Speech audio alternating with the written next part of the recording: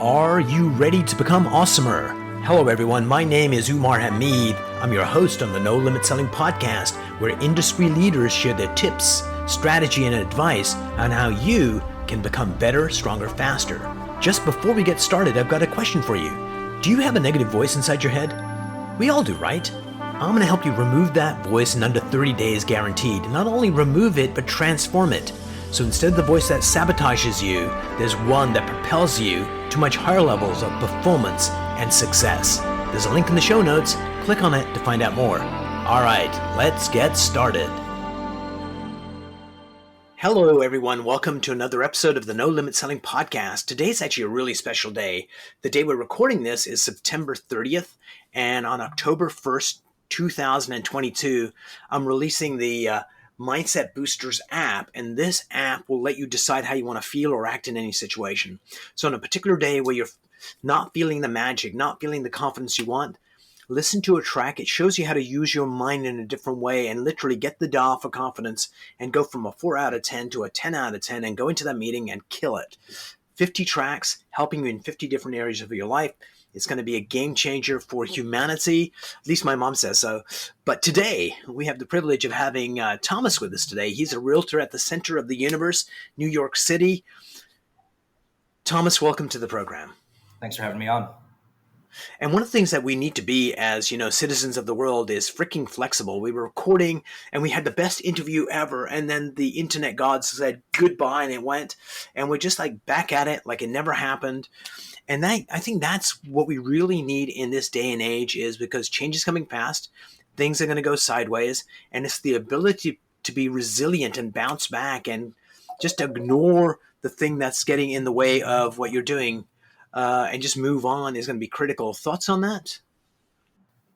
Yeah, I think you have to compartmentalize the different things in your life and not let the emotion of one thing bleed over into another, or just, at least in real estate, for sure, you're going to have a lot of opportunities and maybe contexts that, not every time everything is going to work out, so to speak. And if you let that drag you down, it will, right? If you let that define your outlook, that's the energy you're going to project, and that's ultimately going to repel opportunities instead of attract more. So before we got rudely disconnected, we were talking about maybe a bright future where there will be specialization. So let's say I'm a very social person. I meet a ton of people, and I'm not so good at the other parts of real estate. I can do it, but I don't have joy there. But I'm a rock star at this thing. And I could just start finding opportunities and say, hey, Thomas, would you like to partner with me? I'm going to find you a listing, and then you take it all the way home. And Thomas says, yes, I'm going to do that. And we collaborate to do that. Here's the question for you, Thomas. Is at the end of it, who keeps that client as, does it become a Thomas client where they're like, Thomas is going back to say, hey, any more listings? Or does Umar get it? Or is it a free-for-all? Or do we make that decision beforehand? How would you kind of frame that up? That's a really great question. And at one point I was putting a team together designed around this concept. And that was one of the key things that had to be established. And the way I designed both the pay splits and the ownership of the client, so to speak, was first of all to try to organize everybody underneath one team, which I think if you're splitting between multiple teams, this can get a little bit trickier depending on how much everybody's doing. But ultimately, there's one agent who takes responsibility for the client from a holistic standpoint.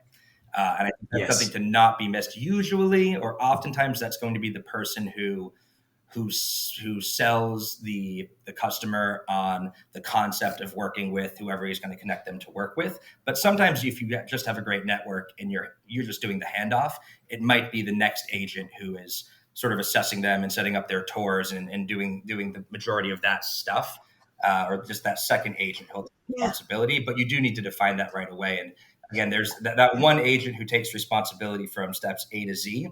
It could be the case that a lot of work is done, the client gets cold feet, still wants to work with the agent.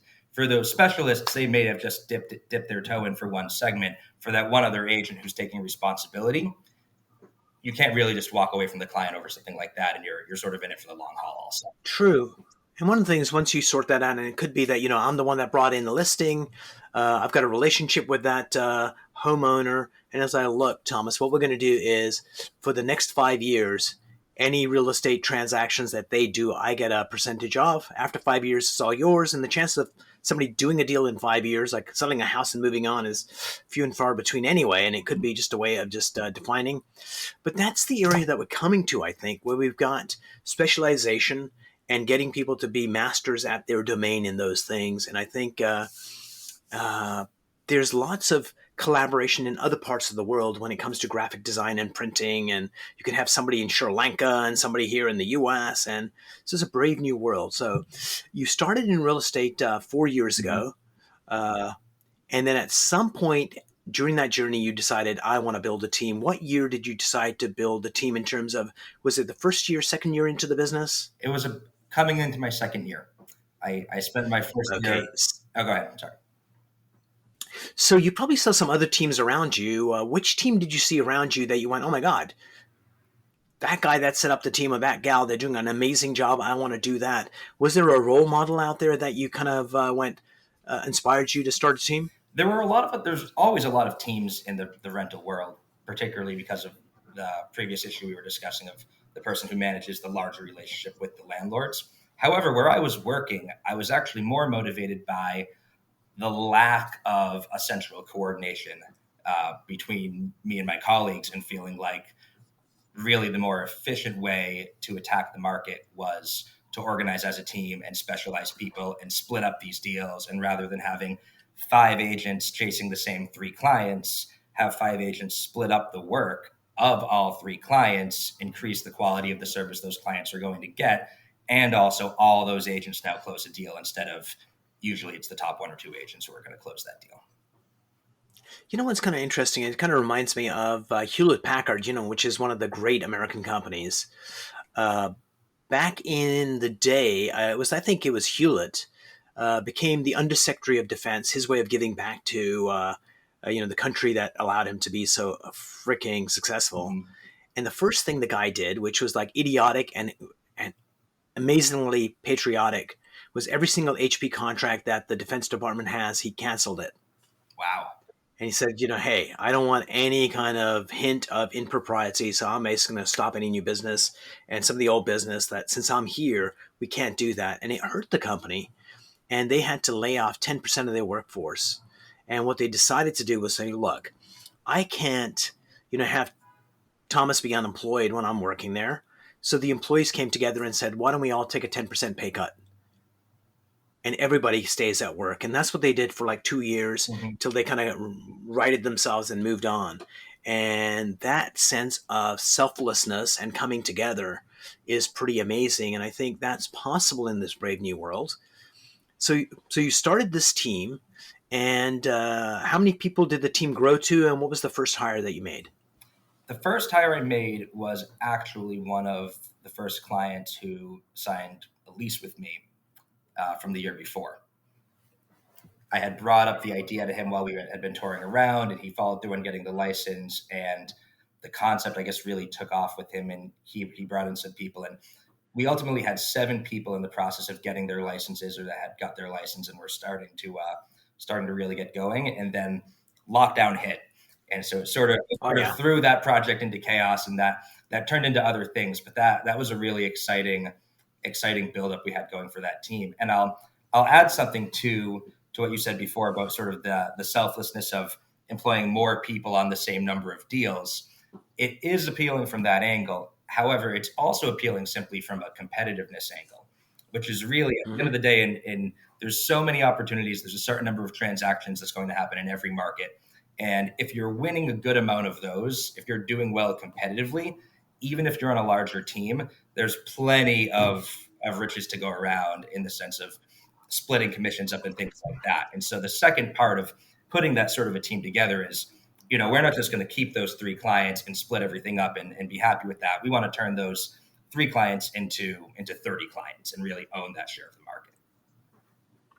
Absolutely. And I think it's just very much, if you can get one of the problems that realtors have more so than other folks, because there's just so many of you.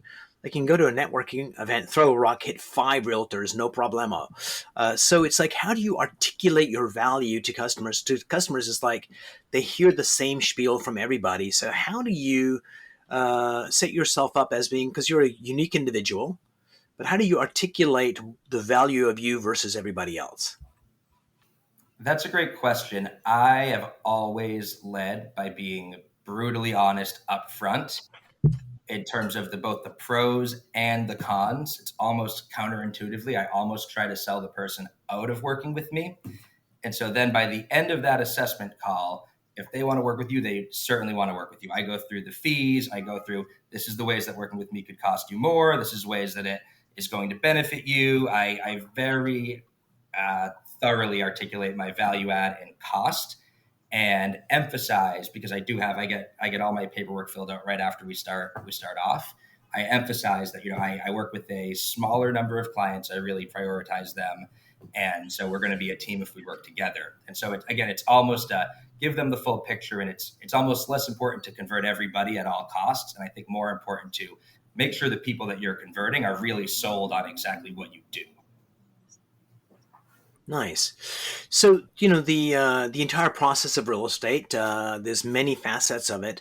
Where's one area that you feel you have a weakness, and if you could actually be bolder in that area, it would have a significant impact on your career and your income? Networking outside of real estate and turning that into more clients within real estate. I work almost entirely on referrals from previous clients I've worked with, and from a lot of other agents that will refer to me from within my office. What I don't do as much of, where I would choose to focus on otherwise, is sort of just, again, the extracurricular elements and pulling your personal networks. Brilliant. So before we part company today, 3 questions. Number 1, what makes you happy? What makes me happy? That's a great question. I'm going to say I choose not to define what makes me happy in advance and sort of as a set idea. And more Would it be a surprise? I recognize and appreciate it regardless of what thing I'm gaining the happiness from. All right, brilliant. What's one mind hack or shortcut you would give people that would make them more productive, sexier, sleep better, look better? Like, what's that one thing you want to share that people could apply immediately and go, I'm so glad I listened to this? When there aren't other people around to overhear you, talk to yourself, coach yourself. Don't be afraid to be corny and talk to yourself like you're talking to another person. Yep, that's actually sometimes just articulate. Hearing it out loud is different than hearing it in your head, and sometimes you get deep insights. I used to work at Hewlett Packard a million years ago, and sometimes someone like you would call in for some tech support issue, and I'd say, Thomas, tell me what's going on. And then you'd start telling me what's going on, and then you would go, oh, hey, thanks, Umar. That was like totally brilliant, and you solved your own problem. All I did was just ask you the question. So brilliant advice. And Thomas, what's a question I should have asked you that I did not? I think you've asked great questions. I don't have one off the top of my head I could think of to ask you to ask. Okay. If you have one more, I'm happy to give you another answer. All right. So one last question is here. How do you advise other realtors right now, especially people that are actually, selling homes and helping people buy homes? The interest rates are jacking up. How do you get them to kind of stay focused and not lose heart or panic too much? The most important thing for not being overly distressed by external forces is, as articulately and exactly as possible, defining their objectives, what they're willing to walk away from, what they're willing to spend extra on. And so really getting your own game plan down to a perfect blueprint is going to make you feel more at ease regardless of what's happening externally. Brilliant. Thomas, thanks for being on the show. Really appreciate it. Thanks for having me on. If you enjoyed this episode, please go to iTunes and leave a 5-star rating. And if you're looking for more tools, go to my website at nolimitselling.com. I've got a free mind training course there that's going to teach you some insights from the world of neuro-linguistic programming, and that is the fastest way to get better results.